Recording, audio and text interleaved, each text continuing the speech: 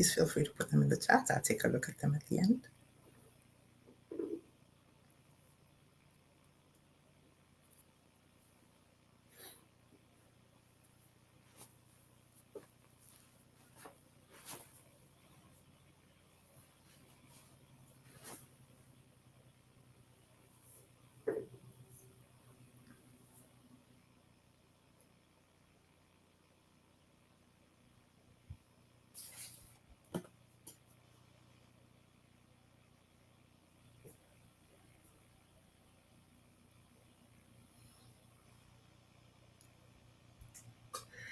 I'm waiting anxiously for noon.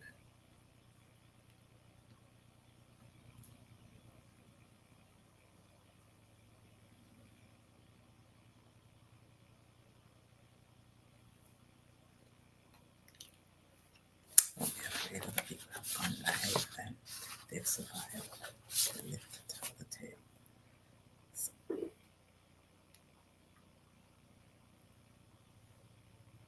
they've lived to tell the tale. Yeah.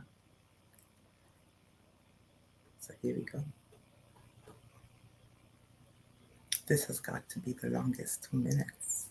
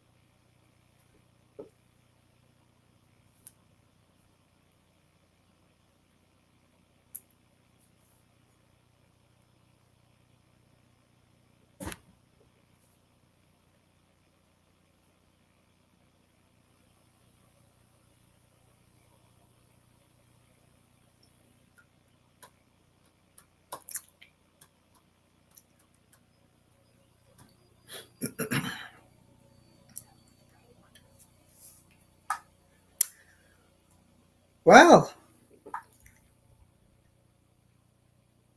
greetings, greetings, greetings, friends and followers. This is Nurses Talking. Welcome, welcome, welcome to the first episode of Nurses Talking Live. We are live on LinkedIn, YouTube, and Facebook. My name is Dale Barzee. I am the host of Nurses Talking, the YouTube channel, and now we are expanding into a live format. We are going live in addition to, not in place of, the Nurses Talking YouTube channel. So, welcome again. Whether you are tuning in live or you're catching the replay, thank you for being here. Today's episode is just about me sharing the heart behind this platform, where it started, where it's going, and why I believe the voices of nurses matter, now more than ever, actually. So let's start with, how did it happen? How did this come about? Where did the idea come from? Well, to be quite honest, I don't really remember for sure when the seed was planted. I can't pinpoint the exact moment I said to myself, this is what I'm going to do. I can, however, tell you, I do remember the moment I knew what it would look like. It was 2003. That's 17 years before it ever came into fruition. At that time, I was doing staff development. And one day I was at work, walking past a common area. TV was on, and Oprah Winfrey is on. And she's sitting down, having a conversation with a guest. And I knew at that moment, something inside of me clicked. The format struck a chord. It was intimate, it was insightful, it felt real. And I knew that is how I wanted the style to be. That was the style I wanted. That is how I wanted to communicate with nurses.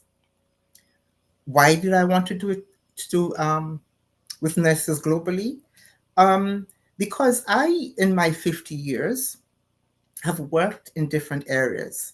I've worked in Montserrat, my home country. I've worked in the United Kingdom. I became a nurse in the United Kingdom. I've worked in the United States. What I know for sure, based on that experience, is that we all have a nursing education which could basically be the same. What is expected of us in different areas, in different places, not necessarily the same. Our scope of practice, the way we function, the way we are seen by the communities that we serve, the way we're seen by our colleagues, the way we are seen as professionals, not necessarily the same. And so I wanted to talk about this. I wanted to um, raise the voices of nurses. So this was in 2003 when I first knew what the format was going to be. But at that time, I have to tell you, my life was full. I had children in school and in college. I was working a full-time job. And if you know nurses, you know that I was actually also working a per diem job. And I thought also that to bring this idea to life, I would need a whole crew.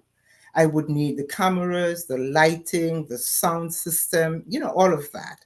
That would have been expensive. That would have been time consuming. It just was not the right time. And so somewhere along, somehow, I think I kind of shelved the idea.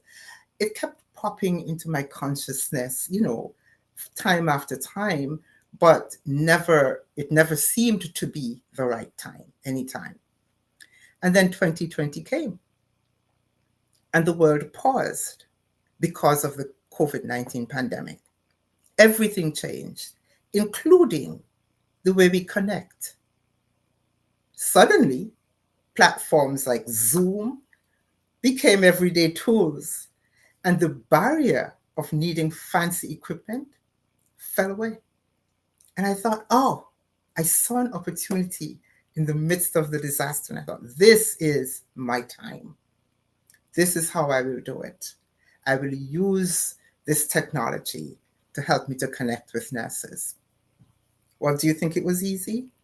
Heck no. I didn't know how to start a YouTube channel. I didn't know how to host or record on Zoom. I didn't know how to edit a video. I didn't know how to approach nurses or to get the word out. But guess what? I was 68. And when you get to be 68, you get to be a little bit full of yourself and you think, well, I can teach myself. And so that's what I did. It was quite a learning curve, I have to tell you. There were many late nights, many tutorials. I kept going though, and Nursestalking was born. And right here, I think I have to say thank you to my family, especially my children, because every time I had a technological question, I'd call one of them and say, what do I do about this? And they would walk me through. But here we are. It is almost 5 years later. It was born in October of 2020, and it's almost 5 years later.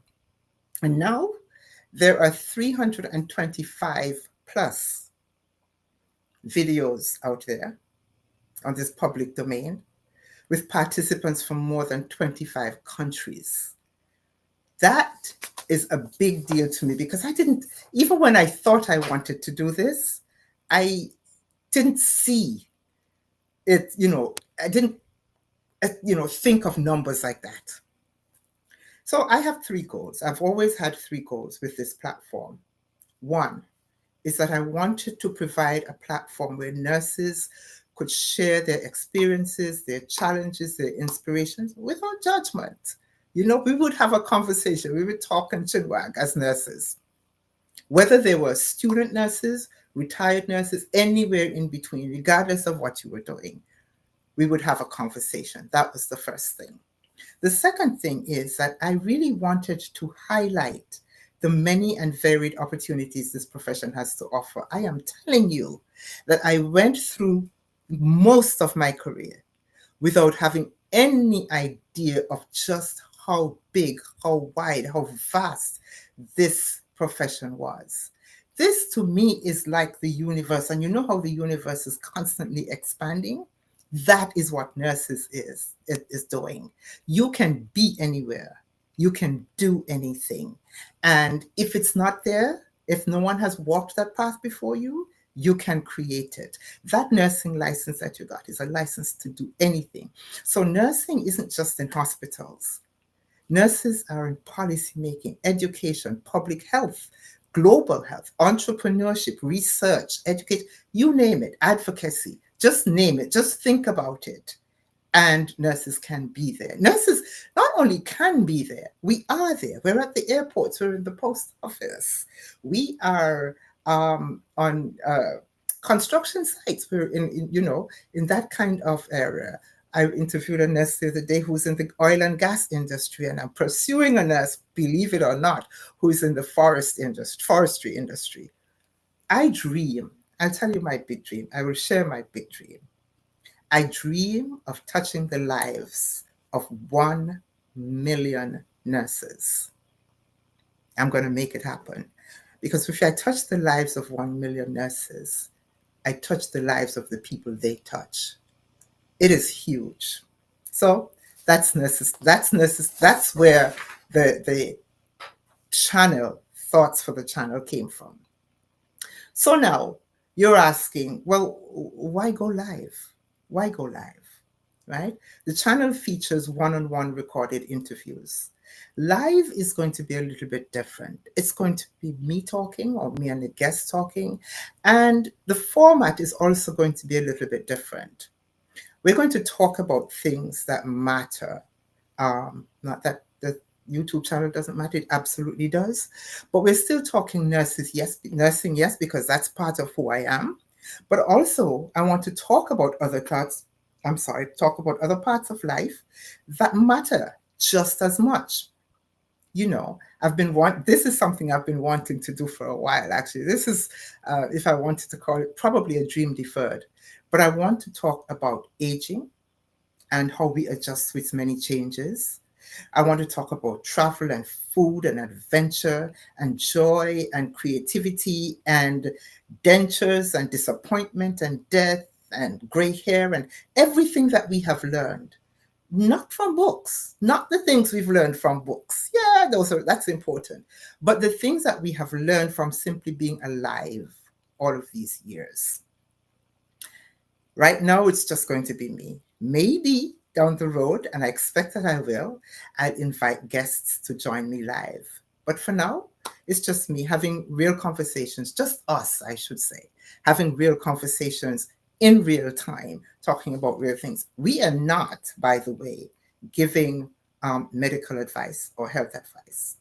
We are talking about things that affect our lives, whether they be health or not. Because what I've learned is, if anything, is that everything impacts health. So we're still talking health. Now, how can you support and be a part of this new project? I hope to go live at the moment bi-weekly. So my next live will be Thursday, August 21st at noon. Later, perhaps, when we are more in tune and more simpatico with each other, I'll do weekly. But right now, bi-weekly. Sometimes with a theme, sometimes just checking in. In the coming weeks, let me tell you a few things I have on my mind for the coming weeks. In the coming weeks, I'll be talking about wellness and self-care. Now, if you know me, if you've been following me on LinkedIn, you know that on Wednesdays, I do a Wellness Word Wednesdays. So I'm going to expand on that a little bit. And we'll talk about self-care, because self-care is paramount. And I'm talking to nurses and I'm saying that if we are, and this applies to everyone, if you are not taking care of you, you cannot possibly properly take care of the people you really want to take care of. So you got to take care of you. So that one. We're going to talk about navigating career changes or burnout. We're going to talk about advocacy and policy impact. We're going to celebrate nurses who are making waves in unexpected places. And let me tell you something, there are many of those doing all kinds of things. I would love your input. Drop a comment or a message with topics you'd like to hear more about, put a comment in the chat right now, actually, if you would like to. We'll look at it at the end of this. If you've already been a part of the nursing journey, Nurses Talking journey, thank you so very much. Now, before I go, there are some things I would like you to consider. I mentioned a little bit ago about a deferred dream. And so it occurs to me, or it has occurred to me, that I'm not the only person. I know for sure I'm not the only person who has put dreams on hold, or, looked at things and said, well, I can't do that right now. And sometimes maybe that's true. But as we wrap up, I really want to leave you with these two things. One, I want you to consider, what dream or idea have you been carrying quietly inside you, just waiting for the right time? Can I tell you there is no right time? You don't need to have it all figured out. Start where you are. It is never too late. And that is one of the big things that I learned from creating Nurses Talking. I could have said, you know what, I'm 68. I don't want to start learning all this now. But no, I have learned so much, not just technologically, but from nurses. I could have said, it's not perfect time. It's not all right. I don't have everything. Not all my ducks are in a row. And I was tempted to say that. I think I did say that, actually, and kept putting it off down the road. There is no right time. If you want to do it, do it. Make it right. Make the time. It is not going to be perfect. It'll be good. It'll be good. And while I'm here, I have to tell you that picking the person to help you start something, the right person, is probably crucial. I have to mention right here Dr. William Irish O'Brien, who's another nurse from Montserrat, who was the first person to speak to me on Nurses Talking. And when I said to him, listen, I really want to do this, and he goes, okay, when? And I was actually taken aback because I expected questions, but he just jumped right in, and it followed from there. Someone will see your dream.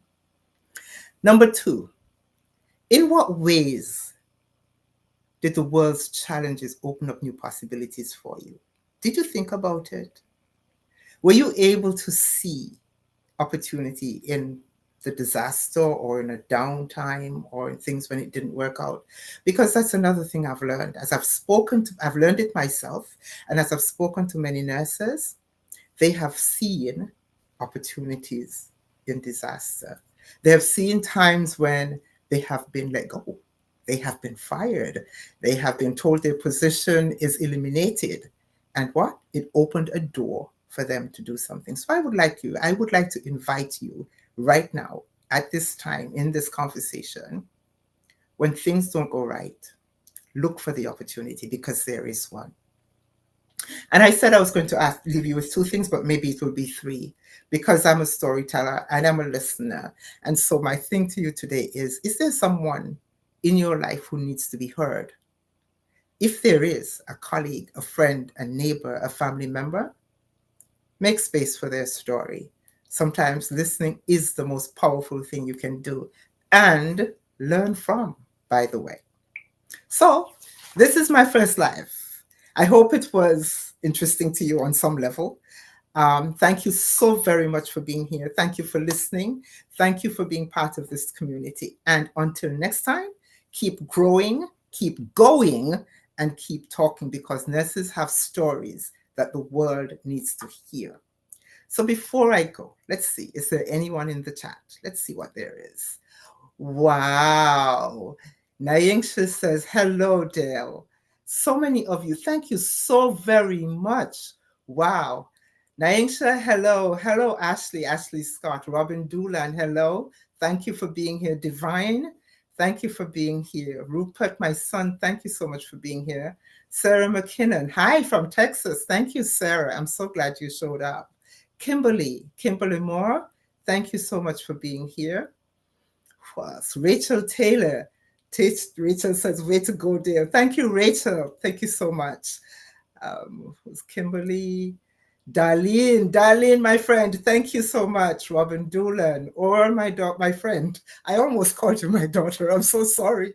My very dear friend, thank you. It's never too late. Divine says it's never too late to start. Caribbean Global Awards said, let us promote this. Thank you, Ashley Scott. And again, Kimberly, we have so many stories. Thank you all so very, very, very much for being here. And I will see you next time. Bye, love ya.